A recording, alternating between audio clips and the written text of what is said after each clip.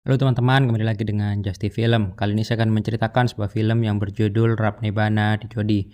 Film ini berasal dari India, namun kalian tidak usah khawatir karena film ini bagus banget. Apalagi pas bagian endingnya yang buat emosi para penonton seperti naik roller coaster. Tidak perlu berlama-lama lagi, langsung saja ke alur ceritanya. Film dibuka dengan memperlihatkan seorang laki-laki yang memakai kacamata. Laki-laki itu bernama Surinder. Ketika itu ia diundang mantan dosennya untuk hadir dalam acara pernikahan anaknya.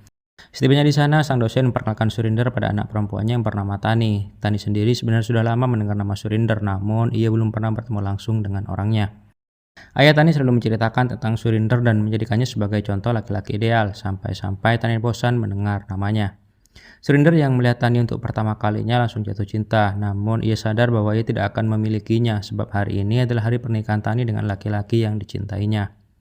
Namun takdir selalu punya jalannya sendiri. Tidak ada yang menyangka kalau hari ini calon suami Tani mengalami kecelakaan dan meninggal dunia ketika dalam perjalanan menuju ke rumah Tani. Tani mendengar itu segera ke TKP, sementara ayahnya pingsan dan dilarikan ke rumah sakit. Surinder yang ada di sana segera menyusul ayah Tani ke rumah sakit. Ia ingin menjenguk dan memastikan mantan dosennya itu baik-baik saja. Sayangnya, dokter berkata kalau ayah Tani mengalami serangan jantung dan usianya tidak akan bertahan lama. Mendengar itu, ayah Tani minta Surinder untuk menikahi anaknya. Ia yakin Surinder akan menjaga dan merawat Tani dengan baik ketika ia sudah tiada. Setelah itu, sang ayah berbicara dengan Tani. Ia untuk terakhir kalinya meminta Tani menikah dengan Surinder. Singkat cerita, Surinder dan Tani menikah. Acara pernikahan mereka dilangsungkan secara sederhana. Tak lama kemudian, sang ayah meninggal dunia. Setelah resmi menikah, Surinder dan Tani tinggal serumah. Meski begitu, mereka berbeda kamar, terutama Tani yang memang tidak mencintai Surinder. Hari berikutnya berjalan seperti biasa. Surinder bekerja di sebuah perusahaan yang bernama Punjab Power, sementara Tani berdiam diri di rumah meratapi keadaannya yang sangat menyedihkan. Rekan-rekan Surinder yang mengetahui Surinder telah menikah memberikan ucapan selamat. Malam harinya, mereka juga datang ke rumah Surinder untuk berkenalan dengan sang istri sekaligus merayakan pernikahan mereka. Surinder yang tahu kalau rekan-rekannya sudah datang segera memberitahukan Tani yang ada di dalam kamarnya. Ia minta istrinya itu untuk keluar kamar dan menemui mereka walaupun cuma sebentar. Namun Tani tidak menjawab apa-apa sehingga membuat Surinder pergi dari situ dan menemui para tamunya. Para tamu itu sempat bertanya pada Surinder tentang di mana istrinya. Namun Surinder menjawab kalau istrinya lagi tidak enak badan sehingga tidak bisa keluar dan menemui mereka. Tapi tiba-tiba ya, Tani keluar kamarnya dan menemui mereka dengan membawa beberapa gelas teh dan cemilan. Surinder yang melihat Tani sangat bahagia, apalagi malam itu Tani terlihat sangat cantik. Setelah para tamunya pergi, Tani mengajak Surinder bicara. Di sana, ia minta maaf karena telah memperlakukan Surinder dengan buruk. Ia juga berjanji mulai hari ini akan memperlakukan suaminya itu dengan baik. Namun ia juga bilang kalau ia tidak bisa mencintai Surinder karena cintanya sudah habis untuk calon suaminya yang telah meninggal dunia. Surinder yang mendengar itu merasa sangat sedih, namun ia tutupi semua perasaannya itu. Ia bilang pada Tani bahwa sepanjang hidupnya ia tidak pernah mengenal cinta. Baginya, apa yang Tani lakukan tadi di depan rekan-rekannya adalah cinta dan itu sudah cukup. Setelah itu mereka kembali ke kamarnya masing-masing. Esok paginya saat Surinder akan berangkat kerja, tiba-tiba ia sangat terkejut ketika melihat makanan di atas meja. Ternyata hari ini sang istri membuatkan sarapan untuknya. Ia juga memberi Surinder bekal makan siangnya, yang mana hal itu membuat Surinder semakin bahagia. Malam harinya untuk pertama kalinya Surinder mengajak Tani menonton, dan dari sanalah ia tahu bahwa Tani sangat bahagia ketika melihat aktor utama dalam film itu berlagak seperti pahlawan. Surinder berkesimpulan bahwa tipe laki-laki yang disukai Tani adalah mereka yang berbadan besar, macho, dan pemberani. Maka malam itu juga saat berada di depan cermin dalam kamarnya, Surinder berlagak seperti orang macho dan gagah berani. Suatu hari saat mereka makan malam, Tani memberi Surinder sebuah brosur les menari. Pada Surinder ia bertanya apakah ia diizinkan untuk ikut les tersebut.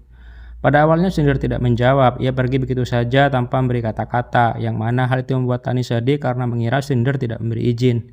Tapi tiba-tiba saat Tani beberes meja makannya, ia melihat brosur itu ada di sana, lengkap dengan beberapa lembar uang di atasnya. Itu artinya Surinder tidak hanya mengizinkan Tani ikut les tersebut, tetapi ia juga mendukungnya. Tani lalu berlari menghampiri Surinder dan mengucapkan terima kasih. Beberapa hari setelahnya, Surinder datang ke sahabatnya yang bernama Bobby. Pada Bobby, ia bercerita tentang apa yang ia alami dalam beberapa hari terakhir, termasuk soal cintanya yang bertepuk sebelah tangan. Dari cerita Surinder pula lah, Bobby juga mengerti tipe laki-laki yang disukai Tani. Ia lalu menyarankan Surinder untuk mengubah penampilannya sesuai dengan kriteria laki-laki yang Tani sukai, dan beginilah jadinya.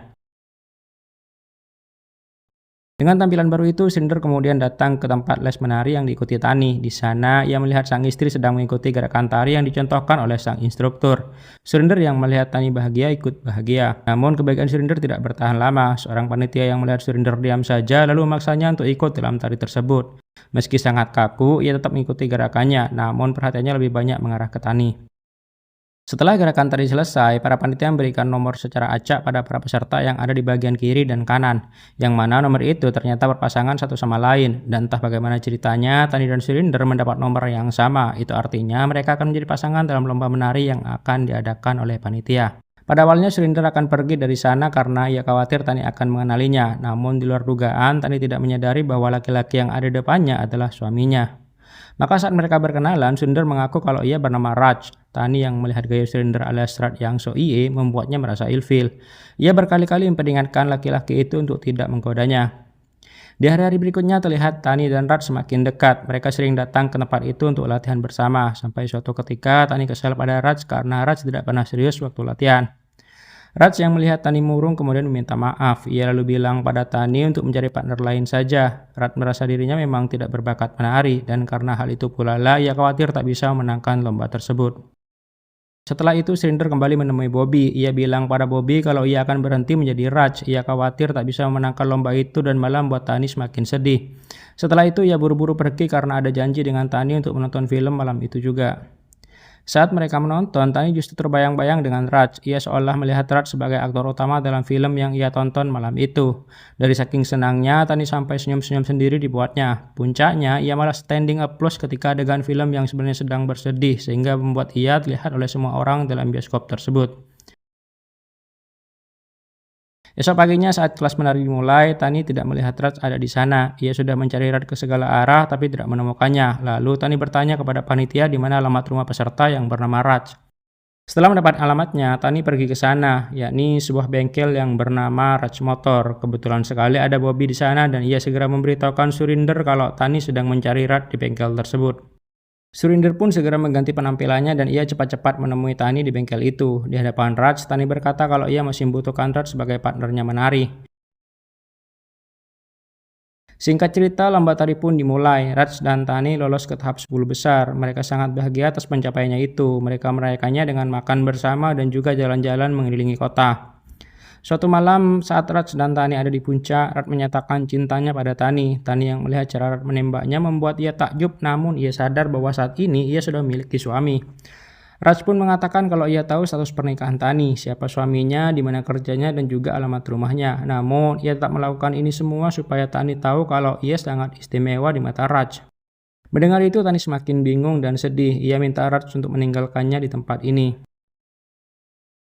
Sepulang dari puncak, Surinder kembali menemui Bobby. Ia menceritakan apa yang baru saja ia alami. Bobby menyarankan Surinder untuk mengatakan saja yang sebenarnya kalau Surinder dan Raj adalah orang yang sama. Namun Surinder tidak mau. Ia ingin tahu pada akhirnya Tani akan memilih siapa di antara mereka, apakah Surinder atau Raj. Ia rela menghilangkan salah satu dari karakter itu jika memang Tani memilihnya. Saat berada di meja makan, baik Tani maupun Surinder sama-sama murung. Mereka kepikiran dengan masalah yang mereka hadapi. Surinder lalu mengajak Tani untuk menonton film. Saat berada dalam bioskop, tiba-tiba Tani hilang dari kursinya.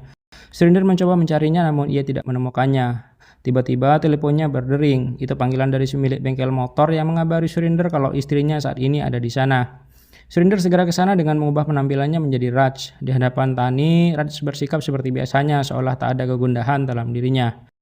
Tani yang melihat Raj biasa saja kemudian bertanya mengapa ia tak mengalami kesedihan, padahal pernyataan cintanya belum ia balas. Raj selalu berkata kalau cinta itu anugerah dari Tuhan dan ia tidak perlu mendapat balasan karena hal itu. Ia juga bilang kalau ia jatuh cinta pada Tani karena ia melihat Tuhan dalam diri Tani. Mendengar itu Tani semakin sedih. Ia lalu menceritakan kondisinya di mana saja ditinggalkan oleh calon suaminya, ia tidak pernah membuka kembali pintu hatinya termasuk pada sang suami.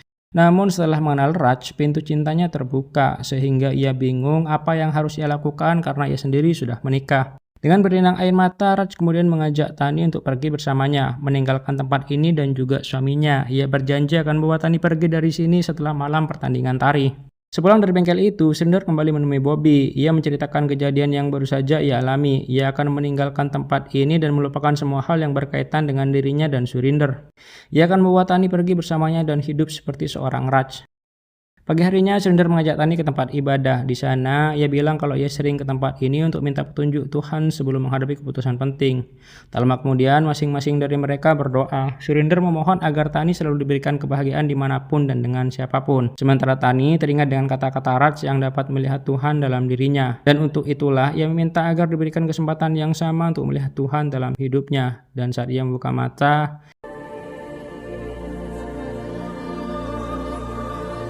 ya, Tani melihat Surinder di depan wajahnya dan ia tak bisa berkata-kata selain menahan air matanya.